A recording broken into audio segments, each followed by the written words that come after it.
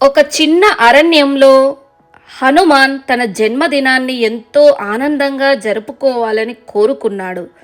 తనకి అత్యంత ప్రియమైన సీతారాములు వస్తేనే తన పండగ పూర్తి అవుతుందని భావించాడు. మరి ఈ కథలో సీతారాములు వచ్చారా?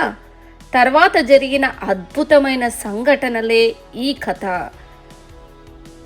అందమైన అరణ్యం, పచ్చని చెట్లు, పక్షుల కిలకిలలు.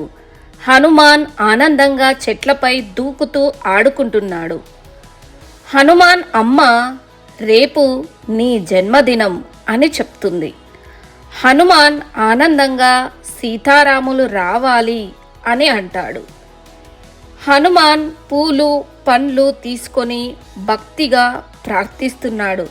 సీతమ్మ, రామ, నా బర్త్డేకి రండి అని కోరుకుంటాడు. ఒక వెలుగు మధ్య సీతారాములు ప్రత్యక్షమవుతారు. శ్రీరాముడి చేతిలో అందమైన కేక్ ఉంటుంది. సీతమ్మ నవ్వుతూ కేక్ చూపిస్తుంది. హనుమాన్ ఆశ్చర్యంతో సంతోషంగా చూస్తాడు.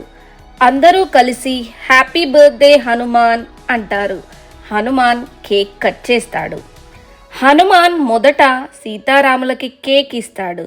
తర్వాత అమ్మకి, స్నేహితులకి పంచుతాడు. అందరూ కలిసి పాటలు పాడుతూ డ్యాన్స్ చేస్తూ ఆనందంగా ఉంటారు. ఆ అరణ్యం మొత్తం పండగలా కనిపిస్తుంది. హనుమాన్ సంతోషంగా సీతారాములకి నమస్కరిస్తాడు.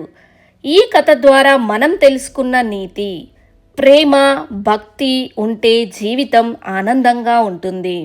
Thank you for watching this video.